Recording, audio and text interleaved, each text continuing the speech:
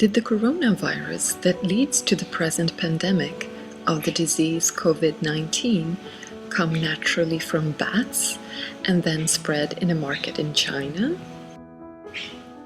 Or was it manufactured in a lab?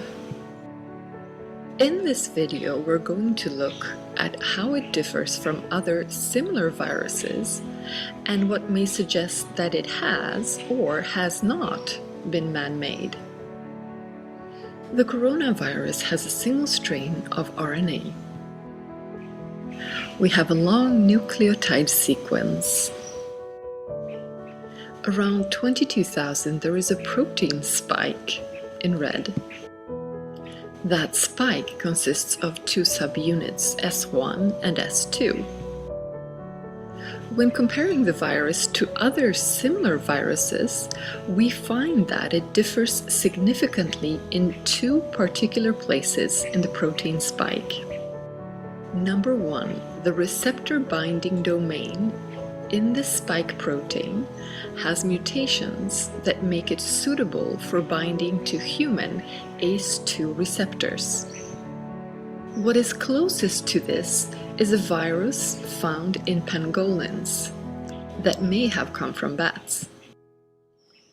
If a virus does not bind to human receptors, it will not be able to jump to humans.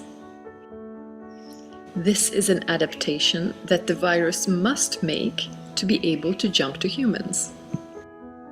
Number two, here we find O-linked glycan residues, a sequence of RRAR that looks like an insert, mainly because it has not been found in any natural viruses yet.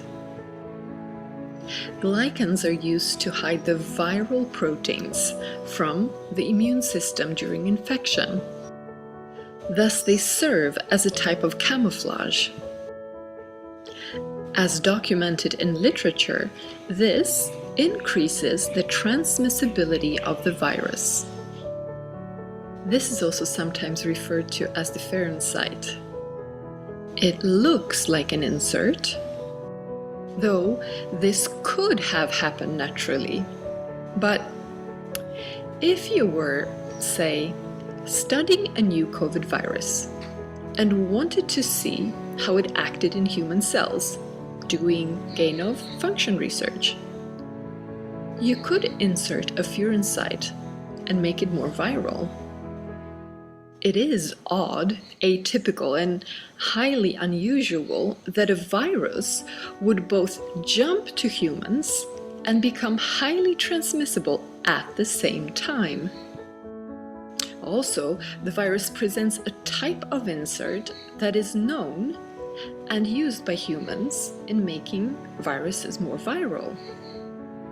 Additionally, the virus seems well adapted to laboratory conditions and not the outdoors. What speaks against it being created in a lab? It has been mentioned in an article in Nature that if this were a lab-made virus, it would most likely be based on the commonly used lab viruses as a backbone. And it is not. Also, it is suggested that the new virus would have been written about, as well as the cleavage performed on it, and this information is not found in published literature. They also mention that the O-linked glycans are unlikely to develop in dishes and would usually evolve where an immune system is present. Regarding the high affinity to bind to human ACE2 receptors, they say that the affinity could have been even better if created purposefully. Therefore, they suggest that it was a natural process. These are some of the arguments I have been able to find for and against.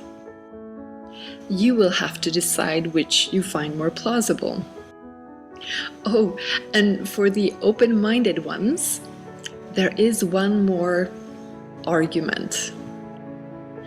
It is interesting to note that some of the world's best remote viewers working at the Farsight Institute have remote viewed the origin of the virus.